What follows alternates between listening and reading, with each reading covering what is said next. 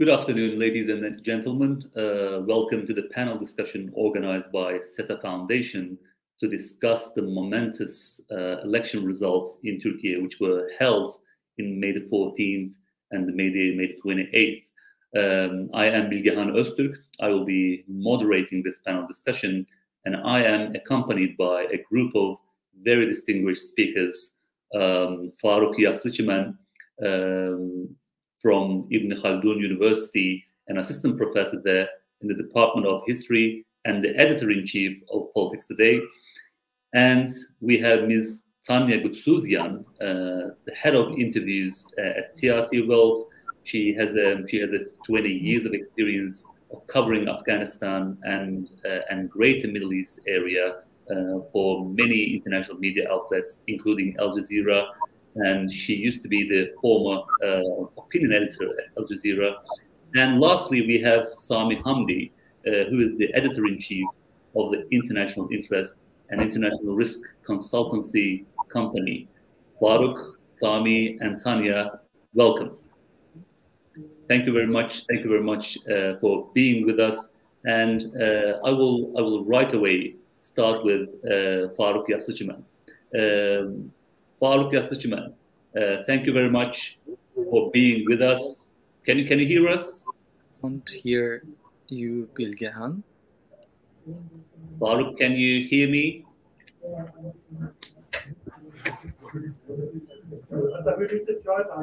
think we're having a technical issue. Okay, then I will switch to Tanya, if that is okay with you, Tanya, because Faruk seems to have some technical issues. Once he sorts his technical issues, we will go back to him. I want to give the floor to you then. So the question is, this has been a campaign and race fought over media outlets and also other information channels as much as it has been via political and electoral mediums. So what is your take on the election process, especially on its implications, and how the media and the campaign sphere has handled the process? The floor is yours. Well, thank you, Bilgehan, for having me on the panel. I would like to offer three initial observations on how the candidates handled the media and how the media handled the candidates. My first observation is that incumbency matters. Turkish media was accused by the opposition and rights groups of being aligned with the government, claiming and continuing to claim that media bias gave an unfair advantage to President Erdogan. They believe he used these platforms to highlight his government's record, whether security issues, the completion of mega infrastructure projects, or the phenomenal growth of the Turkish defense industry. But this is done by sitting leaders around the world. Incumbency advantage and incumbency bonus is nothing new. Incumbents receive coverage throughout their term simply by their newsworthiness. In fact, there's a fascinating study by a Princeton University professor entitled "The Incumbent in the Living Room: The Rise of Television and the Incumbency Advantage in U.S. House Elections." Another interesting piece published by the Washington Post in 2017 by 3 university professors is entitled "Incumbents Dominate the News, but Does It Help or Hurt Them?" They write, politicians in power, presidents, prime ministers, cabinet-level officials, and legislative leaders usually dominate the news, and that's usually assumed to be good for those in power. Scholars who study political communication refer to it as the incumbency bonus. And politicians from incumbent parties appear more frequently in the news than challengers from the opposition. They cited a recent study of the causes and consequences of incumbents' media dominance, which tracked news coverage in Denmark over a 20-year period. And the results showed that in Denmark, on average, incumbents appear in the news twice as often as their challengers. But it is also obvious that disproportionate coverage in news media isn't always positive. The news media often blame the government for the nation's problems, making the coverage the incumbents receive more of a burden than a bonus. And it is clear President Erdogan did not have an easy ride. he had to grapple with real economic problems facing the average Turkish citizen: plunging value of the Turkish lira, inflation, soaring food prices, and the aftermath of the devastating earthquakes in the southeast, which left more than 1 million people homeless. And he was taken to task by the media in every one of these instances. So my first observation from this election is, in all democratic elections, incumbents worldwide have an advantage in name recognition and the sheer quantity of coverage. But that advantage is not entirely a positive for the campaign, especially if the media carefully scrutinizes the incumbent's record. In this case, the media did its job. My second observation concerns the campaign strategies of Erdogan and Kılıçdaroğlu, in particular the key consideration of candidate image. Erdogan's image was not shaped by Turkish or international media, but more a result of his own campaign strategy. There is much to say about his strategic communications team and how they positioned him as the man you know, the man you can rely on, the man who will fix the problems, and the man from your hometown who is challenging Western imperialism. Now, juxtapose this with the campaign of his challenger, Kemal Kılıçdaroğlu, who tried to present himself as a low-key common man. This was underscored by his early campaign videos recorded from a kitchen table, a clear attempt to show solidarity with citizens facing a bad economy and rising food prices. He took a page from the Bill Clinton playbook of the 1992 US election. In that election, George Bush Sr. had just won the greatest military victory in 50 years. But Bill Clinton won the election by focusing on kitchen table issues and the famous strategy of "it's the economy, stupid." Yet Kemal Kılıçdaroğlu is not Bill Clinton, the most popular American politician of the past 80 years. And President Erdogan shares Bill Clinton's ability to speak to the people. Erdogan managed to channel everybody's older uncle singing with joy at a wedding, while Kılıçdaroğlu fell short in the relatability category. He was widely perceived as dry, bookish, soft-spoken, and lacking in charisma. He was even compared to Gandhi with his avowed mission to fight for the noble ideals of democracy and reforms. As one editorial in France 24 argued, Kılıçdaroğlu's austere intellectual style is the antithesis of Erdogan's flamboyant strongman brand of leadership. So my second observation is image matters. Now let's look at how Western media handled the Turkish elections, because while pointing the finger at Turkish media, Western media is not beyond reproach. In the run-up to May 14th, they had all but declared Kılıçdaroğlu the winner by a landslide. And as my colleague Burak Elmali from the TRT World Research Center argued, the main problem was the Western media's use of a binary mode of democracy versus dictatorship. They presented the election as if the opposition is on a crusade to save democracy. And as Burak put it, this selective and black and white approach led renowned publications to smear Erdogan due to his relationship with Russian President Vladimir Putin and use it to frame Turkish elections.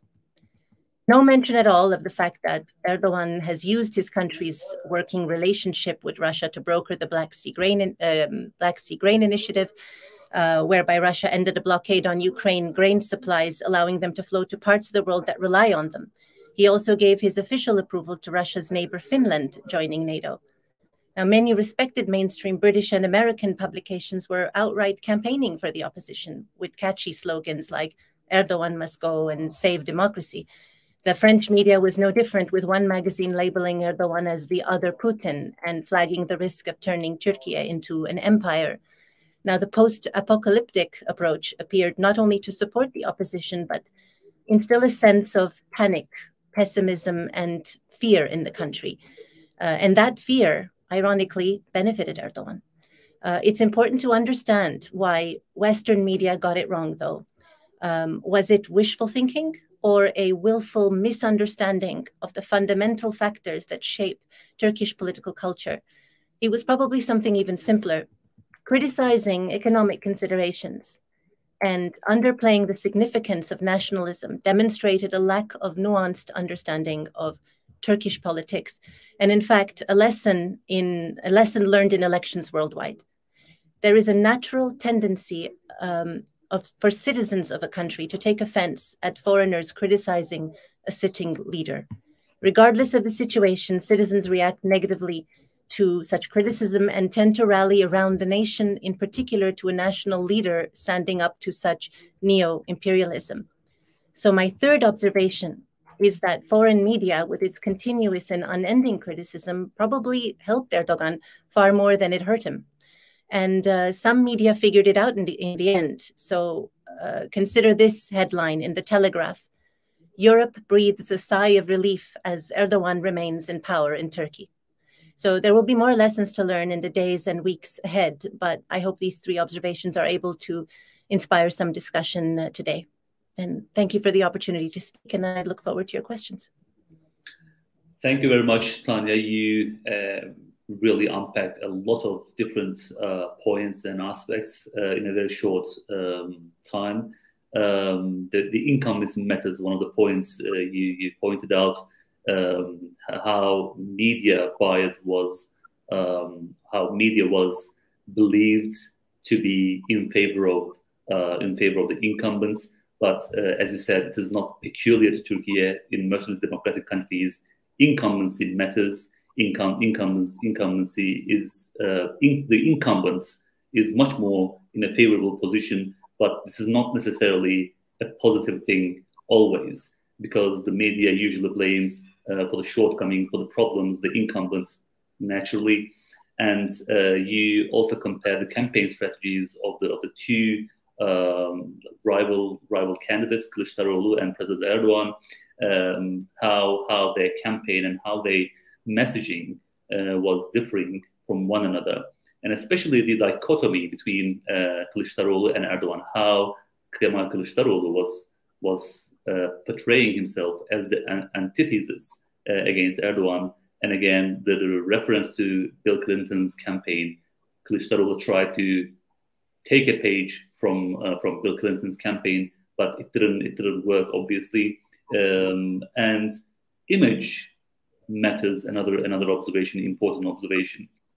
In Western media coverage, the binary coverage between Kılıçdaroğlu and Erdogan, as if it is a colossal, let's say, binary struggle between dictatorship and democracy, and some association of Erdogan with even Putin, and some even provocative, let's say, tropes such as save democracy and Erdogan must go in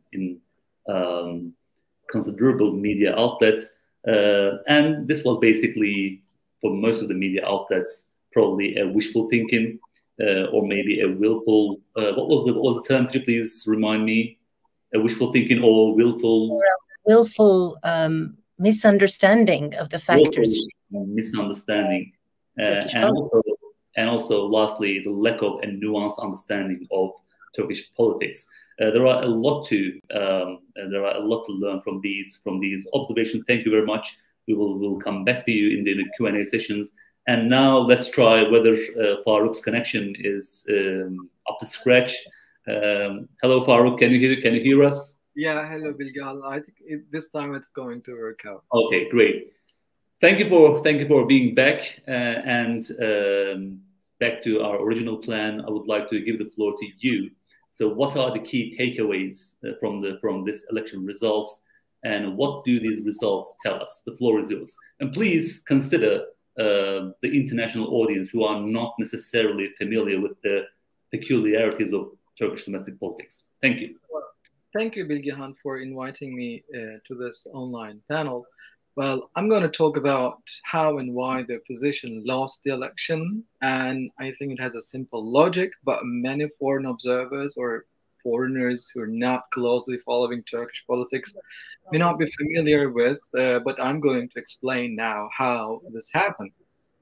And I think the Turkish opposition was doomed to failure since from the beginning. Well, this is due to the complexity and incommensurability of the political configuration they crafted. And I believe Kılıçdaroğlu's job was actually a mission impossible. I mean, to bring Turkey's liberal, democratic, right-wing, left-wing Turkish nationalist, Kurdish nationalist circles and all societal segments together was actually an insurmountable, gigantic task. Well, just to overthrow President Erdogan, they formed this ideologically incoherent and politically unstable and sociologically irreconcilable alliance. Well, that's true that Turkey is going through a serious economic crisis since at least 2 years, and the massive earthquake in February this year added salt to the injury, and this natural fatigue of the ruling party's rule over 2 decades covered all these given, the inconsistencies I just mentioned. Black Party circles and other members of the People's Alliance were pointing their fingers at this and telling people that this coalition of 7 is not sustainable and cannot rule the country even if they got elected. Perhaps the most problematic was this implicit inclusion of Kurdish ethno-nationalist separatists in the coalition. By ethno-nationalist separatist, I don't mean the Kurdish citizens of Turkey, but the HDP political alliance who have strong ties with the PKK terrorist organization, and that was actually the Guardian not. If there was one thing that the Turkish society would not accept, it was an overt or covert coalition with the HDP, because it meant that the enlargement of the alliance, this time to include Kurdish nationalists and an already Kemalist, liberal, secular, conservative, and nationalist coalition. You see the degree of incoherency here, right? So that's the reason why majority of Turkish people did not actually tolerate this. Even if they voted for Kılıçdaroğlu, they were not hoping that they're going to establish a system that is durable and just, but they had some other motivations behind. So the tacit character of coalition itself seemed to many insincere. Well, the HDP politicians were, I think, rightly disturbed of this Janus-faced political language. They were clearly inside the alliance, constantly knocking on the door, but keeping them waiting at the back door for the house owner to open and welcome them. The election result of the first round were a complete shock for the opposition. Not only they could not win the majority in the parliament, but also their candidate Kılıçdaroğlu received 2.5 million less votes, 5% than President Erdogan. This shock was perhaps due to the balloon created by many respected polling agencies through their apparently wrong and misleading forecasts. And the second part of opposition's Mission Impossible began when they desperately pushed all the buttons. A few days before the runoff election on May 28, the opposition was to launch from one frustration to another, insisted on the same strategy that already cost them the first round of election. So Kılıçdaroğlu's newly formed campaign team abruptly shifted the focus of the propaganda discourse from a positive and peaceful one to a staunchly anti-refugee and nationalist one. Kılıçdaroğlu reached an agreement and secured the support of Ümit Özdağ. For those who don't know him, he's the far-right leader of the Victory Party, a faithful nationalist and the most vocal political figure promising the immediate deportation of millions of Syrian refugees. Well, this agreement injected a Turkish nationalist right-wing anti-refugee discourse into Kılıçdaroğlu's campaign.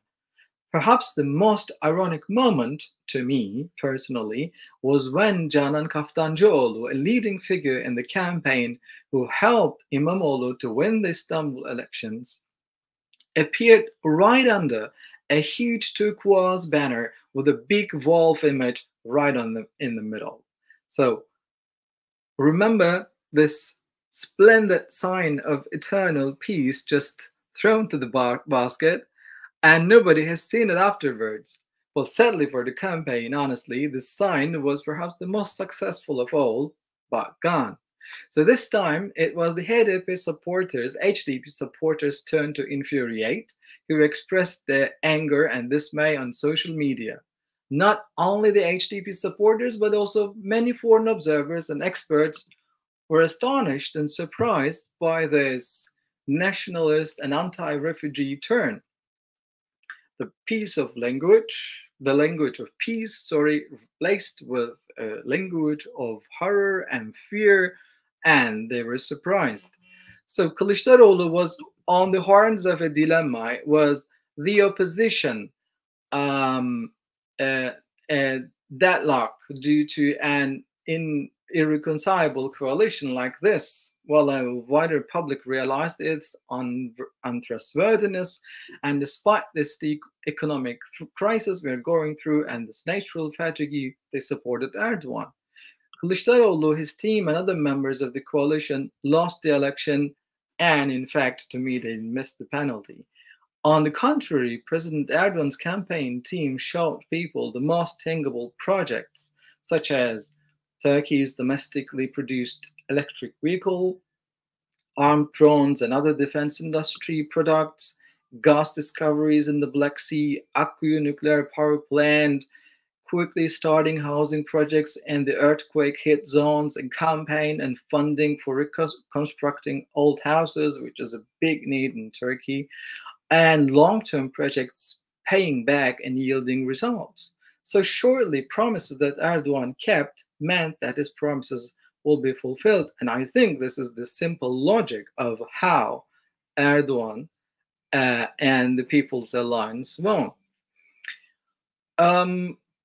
It's going to have some domestic implications for Kılıçdaroğlu and the Republican Party. Now all eyes are on the opposition, who lost. I mean, Kılıçdaroğlu personally lost 12 elections as the chairperson of the Republican People's Party, but still shows no sign of stepping down.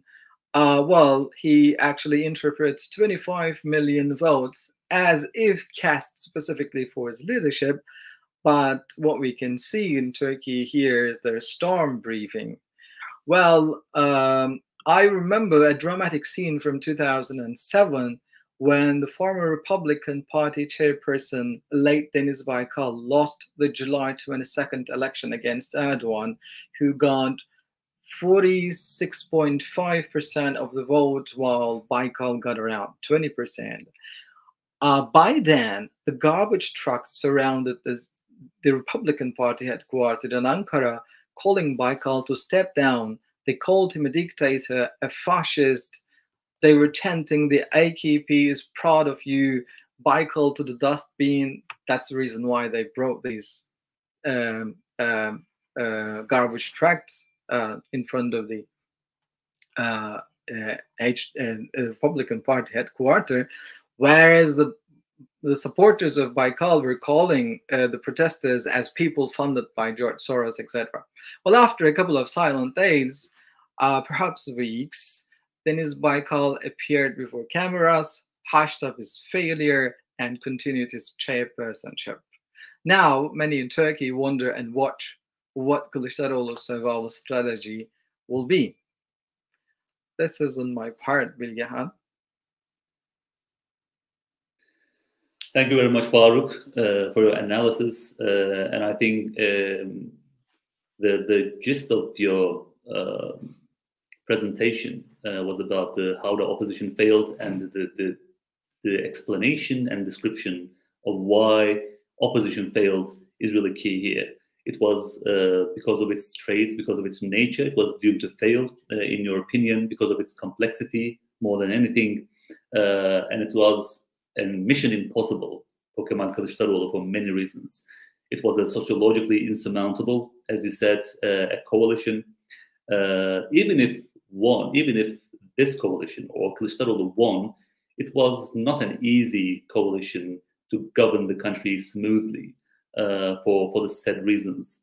And also the implicit participation or implicit Kurdish ethno-nationalists being the implicit party of this coalition is another factor why it failed. Because of all these reasons, you draw attention to the 5% gap between President Erdogan and Kılıçdaroğlu at the end of the elections. And between two rounds, the first round, between the first round and the runoff, you depicted the behavior and the campaign of the opposition as desperately pushing all buttons. And this was a way of describing the swift shifts from one extreme to another, shifting from a language of peace to one of horror and fear, and also anti-refugee sentiments and discourses. Obviously, these are the starkest elements of that campaign and behavior. And I remember one of the catchiest phrases: the opposition, or Kılıçdaroğlu, did not only lose but missed the penalty, alluding to the fact that Nation Alliance and Kemal Kılıçdaroğlu was actually in a very advantageous position in the face of President Erdogan and his ruling coalition, because of the economic woes, because of the pandemic, and because of the earthquake that has been quite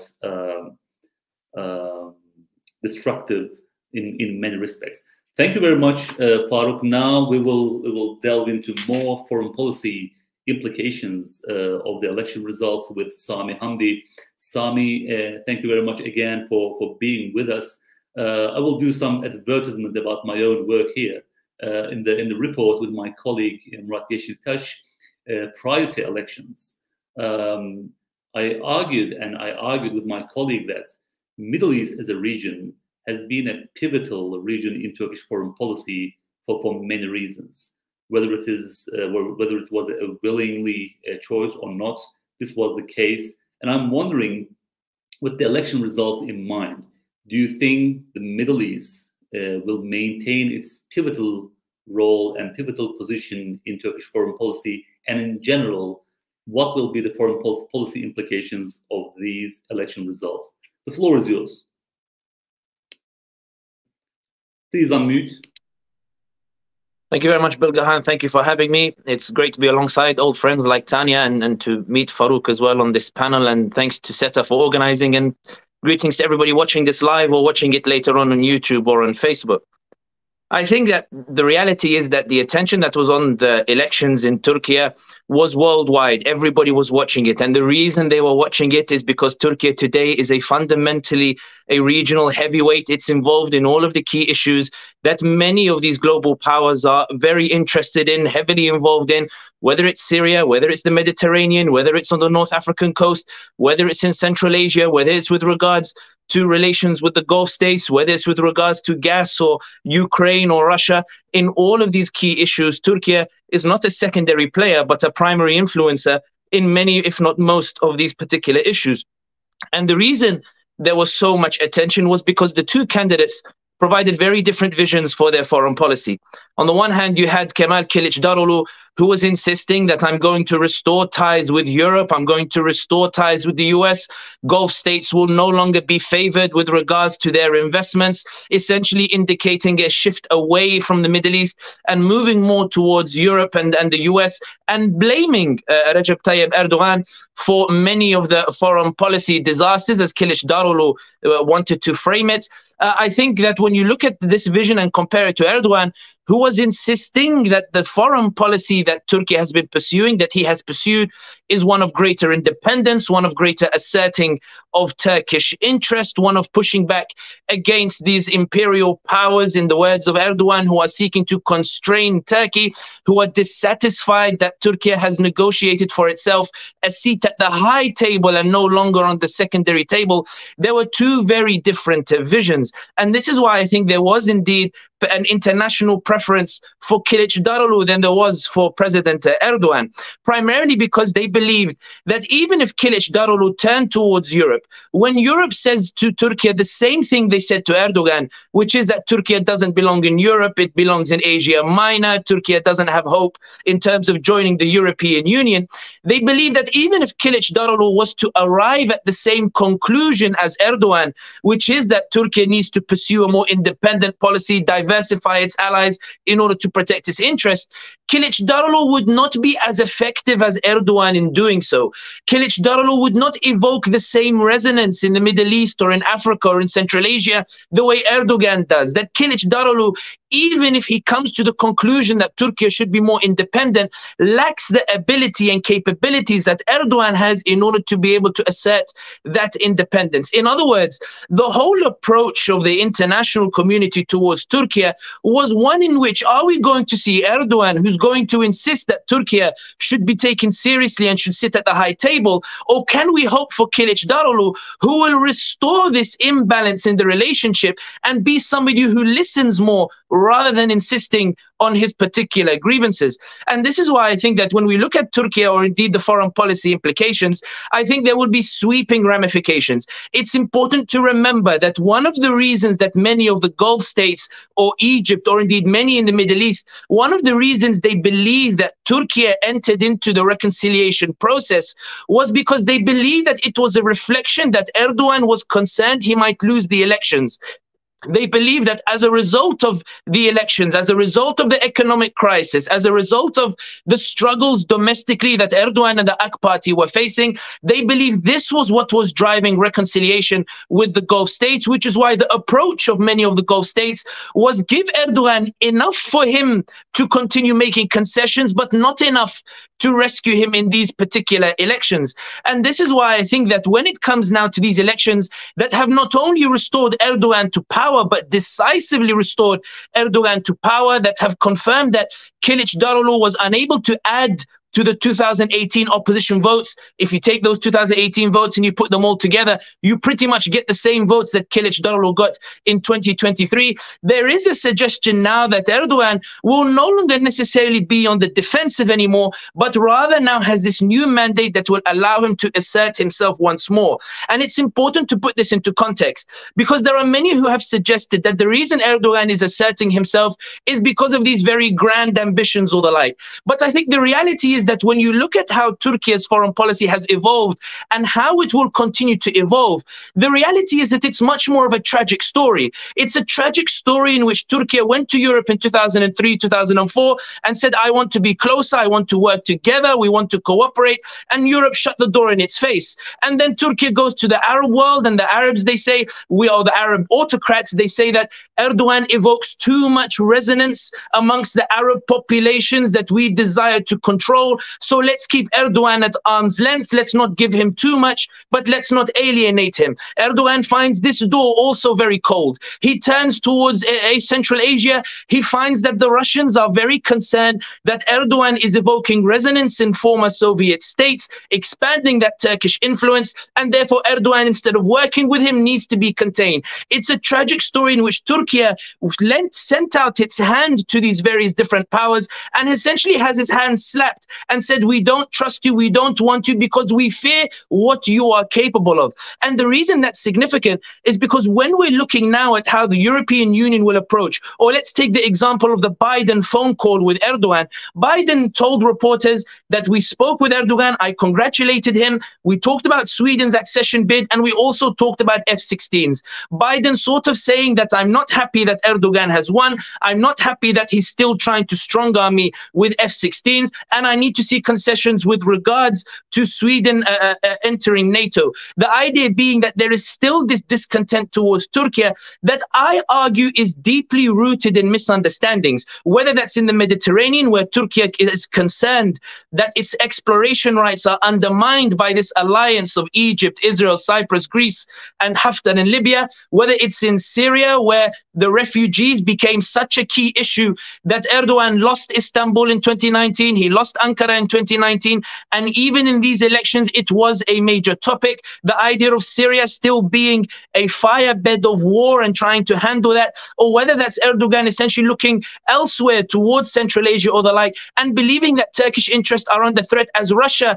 is trying to leverage Turkey against the West, but in a way that tries to contain Turkey in terms of its ability to assert its interest.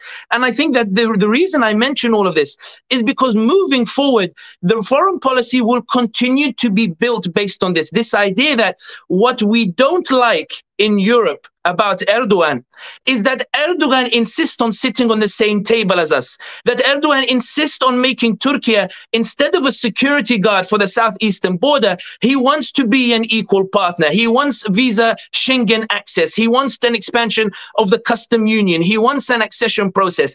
In Bosnia, where the Dayton Agreement and where the US and Europe have been pressuring the majority Bosniaks into making sweeping concessions to groups that still celebrate the genocide, Schmidt, the High Commissioner, has been criticizing Turkey for lending its influence to these Bosniaks and enabling them to resist giving further concessions to the areas that have been ethnically cleansed, that Europe has not shown any serious progress in trying to restore the Bosniak families from the homes that they were driven at in the 1990s. It's this idea that we got used to a world where what we said was law, and we're upset now that not only Turkey, but UAE, but Bin Salman in Saudi Arabia, but Sisi in Egypt, but Oman, but all these other countries are beginning to take matters into their own hands and beginning to find these framework and accords in their own hands. So to go back to your question, even though I went left, right, and everywhere, to go back to your question, the future of foreign policy is one in which Erdogan now believes that he has been vindicated, that all of those who hoped and believed that an economic crisis, that soaring rent prices, that soaring prices of basic goods, that Erdogan's unorthodox economic policies that have made the lira depreciate, that all of these that objectively should have resulted in Erdogan losing the elections, Erdogan will believe that his message to the Turkish people, that the reason the international community doesn't like him is because Turkey is becoming stronger, Erdogan would believe that this message has resonated, and his foreign policy will be about that. It will be about that no longer will Turkey be ignored on key issues. No longer will it be steamrolled. No longer will it be walked over. If Erdogan has an issue with regards to separatism in Syria that might act as a haven, that might plunge Turkey into civil war, Erdogan will act unilaterally in order to try to hand it, or force or strong arm the US into taking those issues seriously. When it comes to the Libya or the Mediterranean, Turkey will not tolerate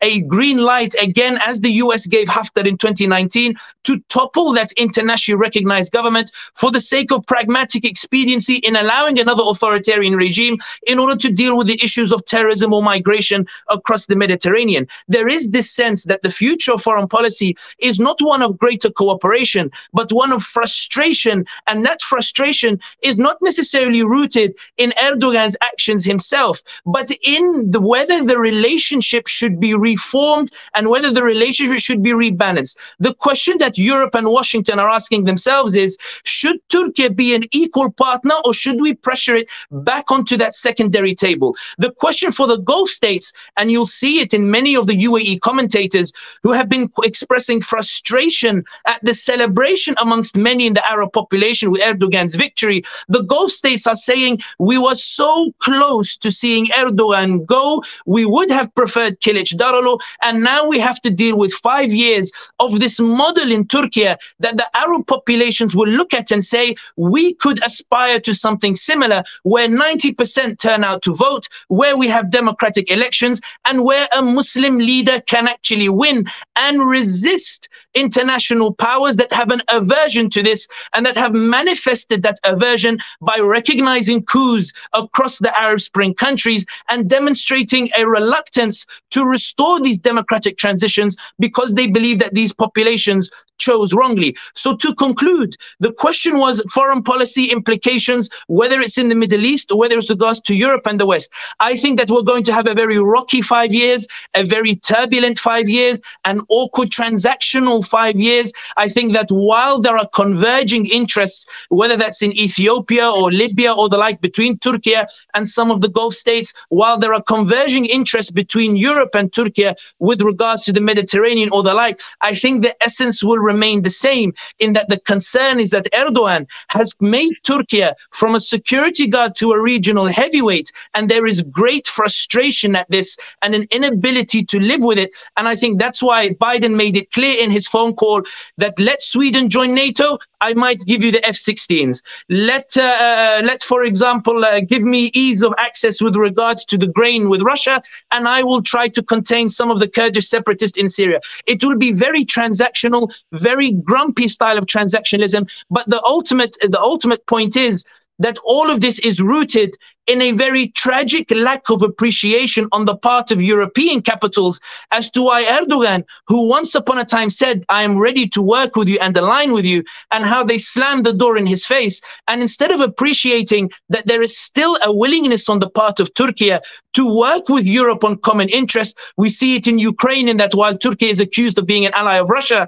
it's the Bayraktar drones that have been driving back Russian forces in Ukraine. I think that Turkey is still saying the same message, saying to the Europeans, look, there is so much we can work together on. If you set aside this, and I hesitate to say it in an official platform, if you set aside this aversion to the non-Christian world and engage in this cooperation, perhaps with borders that are beyond Europe, there is much to be gained. But unfortunately, I think the next 5 years will be very, very tough, and I think we will see the same antagonism.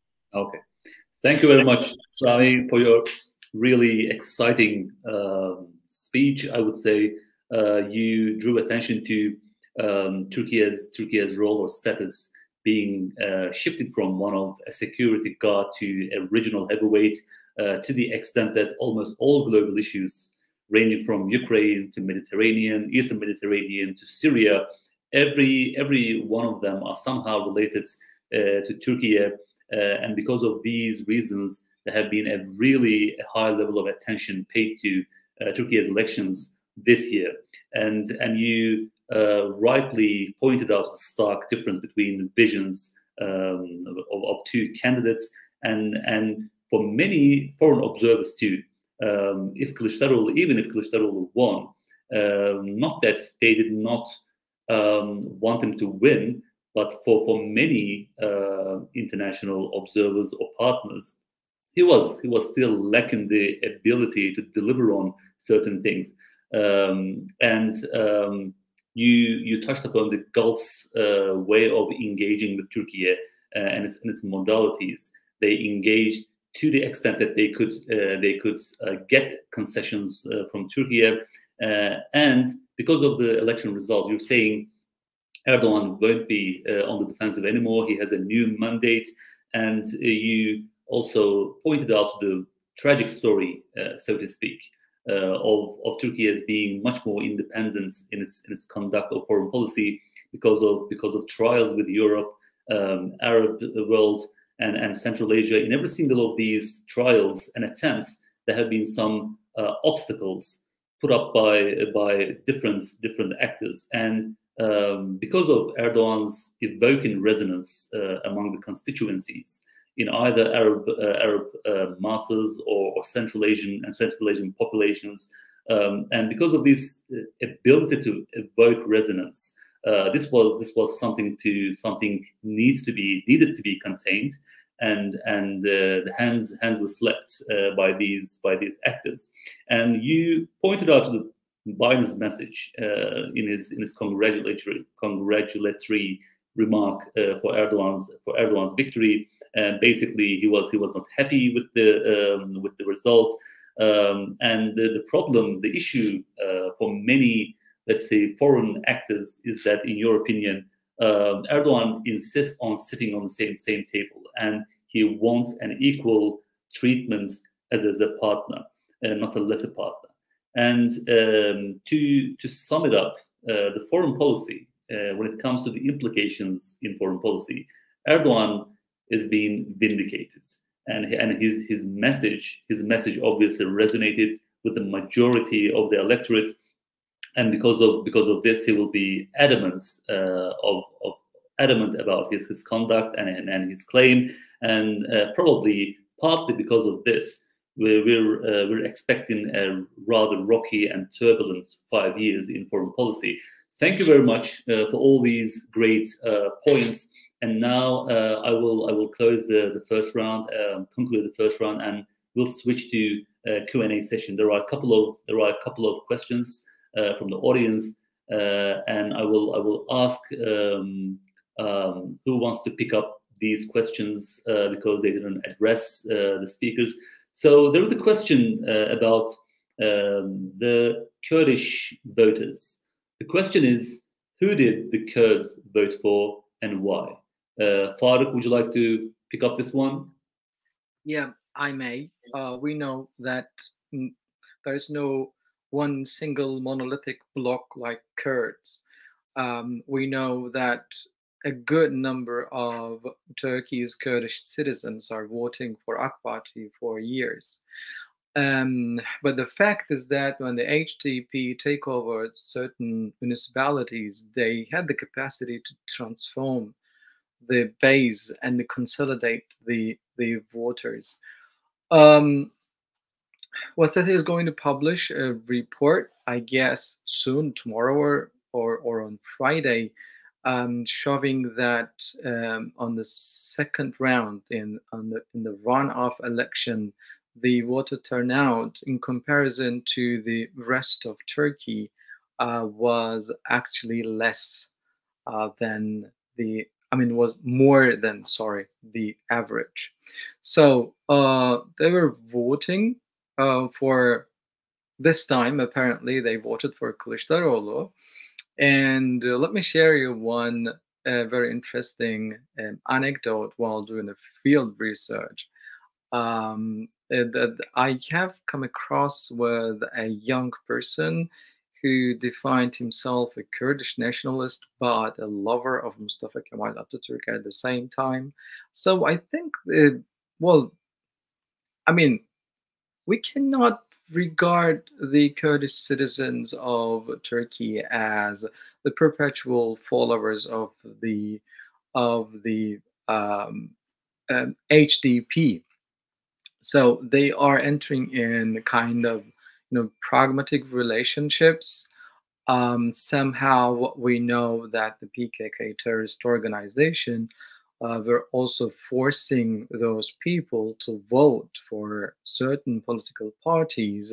They were kind of afraid of if the voter turnout would be lower in the runoff. So they are kind of, representing their own will, but at the same time, to a degree, the enforced will. So this would be my answer. I mean, we cannot take Kurds as a monolithic single bloc. We have, conservative Kurdish citizens voting for AK Party. We have secular Kurdish citizens voting for the AK Party.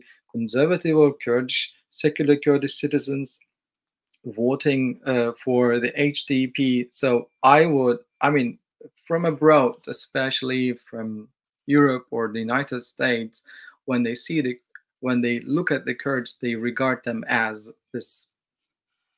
monolithic bloc. Well, there are many variations and tendencies among the Kurdish citizens of Turkey to vote. Okay. And we need to have a closer look at it. Okay, thank you, Faruk. And the other question is about media outlets' performance, I would say. So the question is, why do giant media outlets such as The Economist take such a strong position against President Erdogan and for so many years? And do you expect a change in the future? Tanya, would you like to pick up this one? Well, I think the answer to that question lies partly in what Sami said, and I think they reflect the perceptions of the governments in the West, how President Erdogan is seen. But in terms of seeing some change in that approach, we did see them take a 180-degree turn in their approach to the Turkish elections right after the 14 May results. What happened is when they went from being almost wholly supportive and members of Kılıçdaroğlu's campaign team to criticizing just about everything he stood for, and of course he didn't help his case either. I suppose he took a radical swerve to the right before the runoff in what may have been an attempt to woo the 5% of votes garnered by the ultranationalist Sinan Oğan. And if once upon a time they were able to turn a blind eye to his slogans about Syrians, he had amplified those slogans in, as he was campaigning for the runoff. And he didn't really do himself much favors, as he was not cast in a very sympathetic light anymore in the Western media. And in some quarters, even in Türkiye, he was labeled Nazi Kemal. So that was a demonstration of how you can go from all of a sudden being the darling of the West to very much this person who elicits concerns. So it was around that period, the period running up to the runoff, where there was a noticeable shift in tone in Western media, and Erdogan's defeat was no longer a sure thing. And suddenly, a piece published in fact, The Economist, if I remember, saying that Erdogan's victory over Kemal Kılıçdaroğlu seemed possible. That was a major shift compared to the way things were depicted just a couple of weeks ago. I also think that, there's a few other things we can read between the lines. I mean, the rapid fire congratulatory messages from the international community just moments after the results were confirmed. They made certain things clear, that number one, that the Western countries would not, or the international community, not just the West, but would not entertain very seriously any claims from the opposition of electoral funny business, and that they made it clear that they were recognizing Erdogan's victory and the legitimacy of the election. So I'm pointing these things out because it just marks a major shift from the way things were being depicted prior to the runoff, and to the way things were depicted afterwards.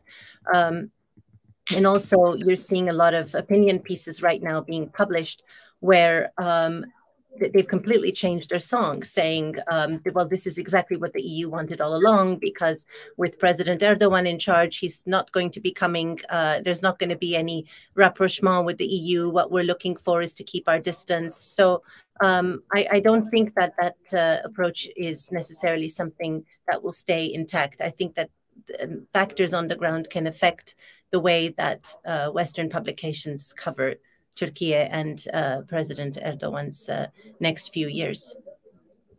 Thank you, Tanya. And there is another question relating to the domestic political aspect. So the question is, what will be the center of gravity in Turkish politics from now on? Is nationalism the kingmaker? So, Sami? Bilgehan, just before this question, I just wanted to add something to what Tanya was saying as well, and also with regards to the question with the media. There's something that should be mentioned as well, which is that the established Turkey analysts based in Washington, based in Paris, based in Berlin, got it so spectacularly wrong that Foreign Policy had to publish an article doing a post-mortem as to how they got it so badly wrong. And in this Foreign Policy article, it said that these Turkey analysts who are Turkey specialists, the title in these institutions, in some of the most prominent institutions, got it so badly wrong. According to the article, they convinced us that not only would the opposition beat Erdogan, but that they might even win in the first round of elections. That conviction was so strong that I remember, for example, that when the point was made that there are other dynamics other than the economy, that identity politics does play, that when Erdogan went to Hagia Sophia on the night before the first round of the elections, in a very powerful message that he sent to his own conservative base to remind them and say, guys, look how far we've come under my reign. Remember what it was like before, and remember what we look like now. And that was significant. I myself, part of the research is to travel across Turkey. I had my honeymoon in Van. I spent a lot of time in Diyarbakir, Urfa, all these other places, Gaziantep. Every family has a story about these memories that are still very vivid in their minds. So much so that many of them who went to vote did not vote based on the economy, but rather to keep the other side out. And I think Kılıçdaroğlu himself recognized this, in that in the build-up to the first round, he was coming out and trying to portray sort of religious elements, claiming that he would no longer repress the headscarf, that he would enshrine it in law, acknowledging that there was still a perception 20 years later that these people are still nostalgic for this.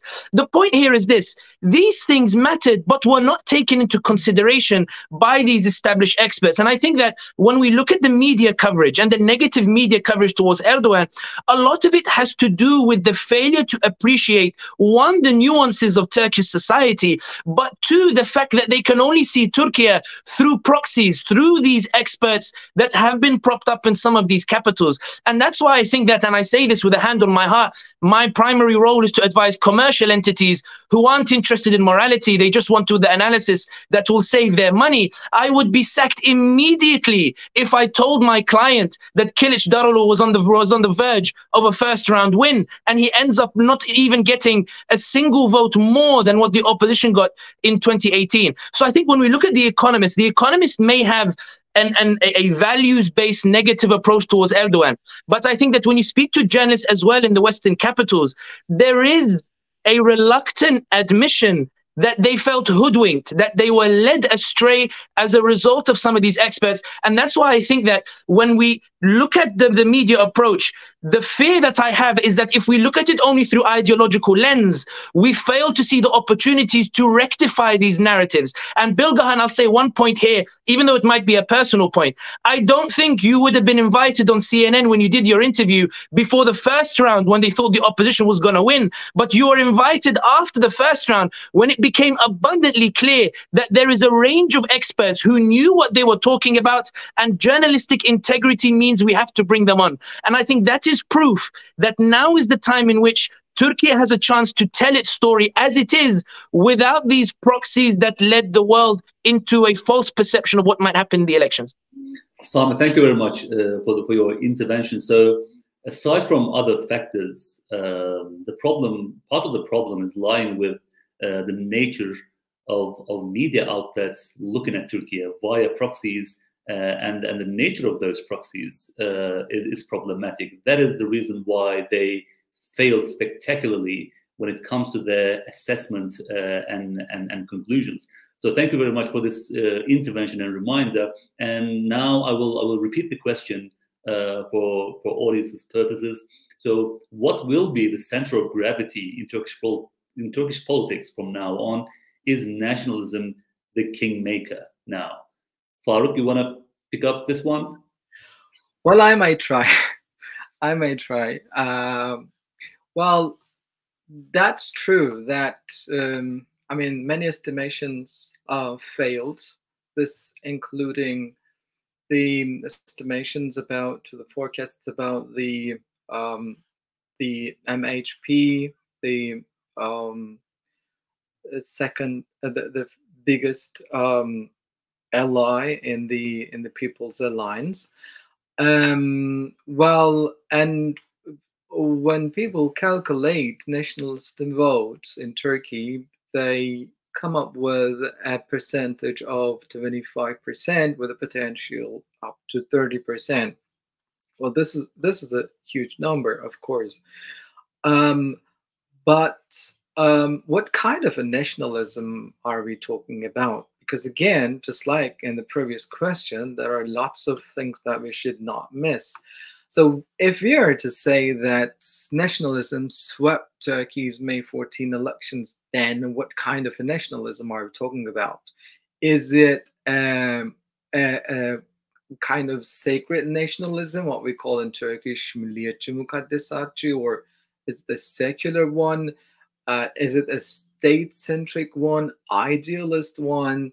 Well, European xenophobic, far-right, anti-migrant one, or a kind of inclusive description of nationalism or a unionist nationalism? We actually need to research these more deeper. So saying nationalism, one, I mean, has the potential of being the kingmaker in the next election. Well, I think that's not easy, because if you look at what kind of a nationalism AK Party or Erdogan represents, you will see this national outlook. And that national outlook is not necessarily nationalist in a negative sense we understand. So it's about, it's about producing, for example, locally. It means caring for the survival of the state. It means caring for independency in foreign policy. It means this kind of paying attention to being local, indigenous, self-sufficient. So that's a national outlook, but not necessarily a nationalist. So you sometimes from time to time you can see a nationalist tone, but there are again lots of nuances and variations in this. And figures, look at the figures. We have so many people from who can represent well the wills or expectations of those of people who call themselves nationalists in Turkey. But we don't know really what's going to happen in 5 years' time, what kind of a global political atmosphere we're going to live in. So it's a bit early to speak nationalism being the kingmaker for the next election in Turkey. Okay, Faruk, thank you very much. So nationalism maybe, but probably a new kind of nationalism. Sami, you raise your hands. I just want something that was very interesting that I know on this topic of nationalism. If you notice the photo that Erdogan put out of Atatürk, it wasn't the typical suit and the tie and the very sort of European-centric image of Atatürk that is often used by the opposition. It was the one with the fez, the one that looked much more closer towards the old-style Ottoman Turkish dress kind of thing. And I think that Erdogan often does things with a lot of symbolism. I think the message here was absolutely clear in terms of the type of nationalism that benefited in this election and the type of nationalism and how it's molded over the past 20 years from going into this very, somebody described it as secular nationalism or the like, to one in which almost Erdogan has injected something in it. It's a different type of nationalism, one in which the MHP or the MHP and other parties have been able to buy into, to the extent that Erdogan on the night of or before the first round of the elections, when he was asked about the refugees, he said it's inhumane Islamically in Turkish culture or the like to kick out the refugees, and everybody said that he was taking a gamble again on the issue of refugees by insisting that he would not kick them out in the way that Kılıçdaroğlu was suggesting. But notice that Sinan Oğan, one of the nationalists, instead of, when it came to the messaging and two different messagings on the refugees, he still chose Erdogan, suggesting that there is this nationalist identity, a new age nationalist identity, as I call it, that is very different from the past. And I think when Faruk talks about that it's difficult to talk about what it will look like in the next 5 years, I think the reason for that is because this is a new type of nationalism, and we're yet to see how it's going to manifest itself and the resonance it might evoke over the next 5 years. All right. Thank you, Sami. And there is the last question, and I think, Sami, this is for you. Only Damascus and Tunis didn't congratulate President Erdogan for his election victory. How will be Turkey's relations with especially these two countries from now on? And also, does Sisi's congratulations of President Erdogan matter? Or is it just a formality as it is for many foreign leaders? Sorry, you said Sisi, and who's the other one? I said, does Sisi's congratulations of President Erdogan matter, or is it just another symbolic gesture as it is for many foreign leaders? I think that Sisi's perception of Erdogan is heavily influenced by what's taking place in Libya, what's taking place in Sudan, and what's taking place in the Mediterranean. I think Sisi now is struggling with the UAE, wrestling with them in Libya now as a result of in terms of the roadmap and how things should proceed. If we're looking at the parliament in Tobruk, we now see that Aguila Saleh, the head of the House of Representatives, is no longer on the same page as Haftar, and there is talk now that Haftar's son is trying to remove Aguila Saleh, suggesting UAE versus Egypt in Libya as well. And I think that this fluctuation of alliances means that Sisi knows that he has to engage with Turkey, but is unsure how he should engage with Turkey. And this is why I think it was quite interesting in that in the congratulatory message, Sisi immediately announced that diplomatic ties would be upgraded and that there would be an exchange of ambassadors, almost as if Sisi is sending a message to say, I'm not sure yet if I want to completely reconcile, but certainly I want to talk. I think the biggest issue between Turkey and Egypt has less to do with the interests and more to do with the manner in which reconciliation should be brought about. Sisi wants a complete humbling of Erdogan. It's important to note that when Sisi toppled the democratically elected president Mohamed Morsi, the US recognized it, Europe recognized it, the Gulf states supported it, other nations recognized it. It was Erdogan who came out and insisted that he would not recognize this government and he would not deal with it. And that inspired such support in the Arab populations and such resonance that Erdogan came to be seen as the most popular Muslim leader. In other words, Sisi believes that Erdogan is far more popular than he is, even in Egypt itself. And this is why I think that what has hindered the reconciliation is Sisi ultimately what he wants. He wants Erdogan to come to Cairo and then take a picture in which he can say, Erdogan came to me, all of the stuff that he said before, he's repented, and now look, you who love Erdogan, look how I made him come to Cairo. And Erdogan doesn't believe he needs to do this, doesn't want to do this, is not interested in doing this. He's willing to send Çavuşoğlu, he's willing to send Ibrahim Kalin, he's willing to send these, but Erdogan will not give Sisi this because he doesn't believe that he has to. And this is why I know it sounds strange, but ultimately politics is the science of human relations. This is an ego thing that is standing in the way between Egypt and Turkey. And I think that when we look at Sisi's congratulatory message, I think that for Sisi, his concern is that looking at how Libya is developing and Sudan is developing, he may have to accept a reconciliation without getting that big picture that he needs to show his supporters and suggest that he's winning at a time in which his economy is crumbling and the Gulf states are beginning to withdraw some of their support for him. Thank you very much, Sami. We already reached the end of this session, but I would like to give Tanya one more chance to say a few words, if you have anything to add apart from the questions.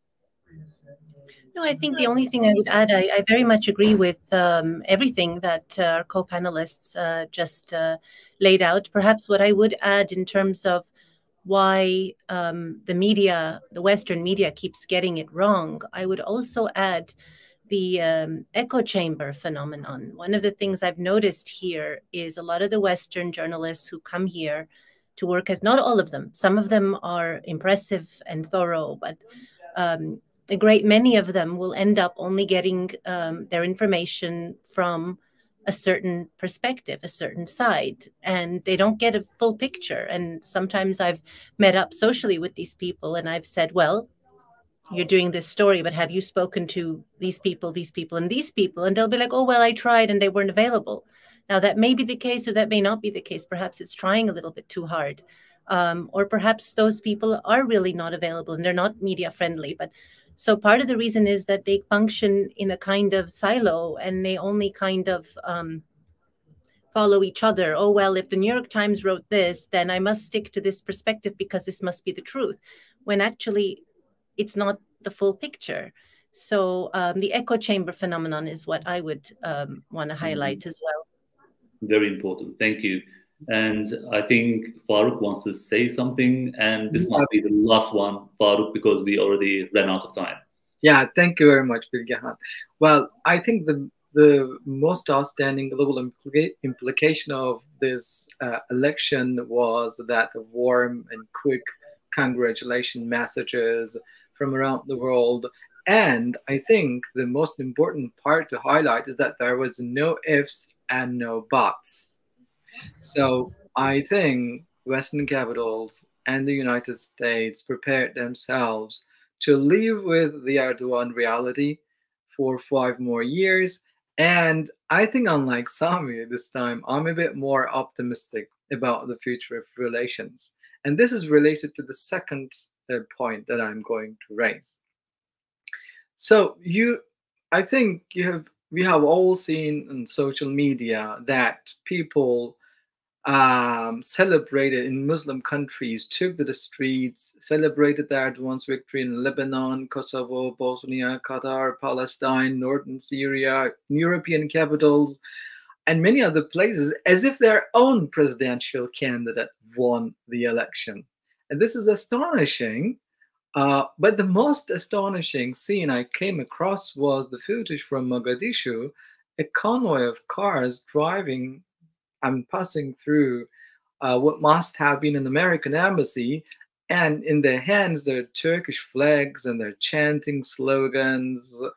And just please put yourselves in the shoes of US embassy workers, the US being a superpower, Turkey being an emerging power. How would you approach this? And I think Turkey is bigger than Turkey. And so no one can deny this. For that reason, in the next 5 years, both European capitals and the US will try developing closer ties with Turkey. Okay, thank you very much, especially for this optimistic tone while concluding this. I know this gave you, Sami, this gave you a right to respond, but let's leave it to further events. Listen, thank you very much. It has been a vivid and thought-provoking discussion for me. Terrific points have been made. All of them must be noted. I will do myself. And Faruk, Tanya, and Sami, thank you very much for your time and your valuable analysis. And lastly, I want to thank all of our audience who spared their time and have been patient to listen to us. And I'm hoping to meet all of our audience at our future events. Till next time,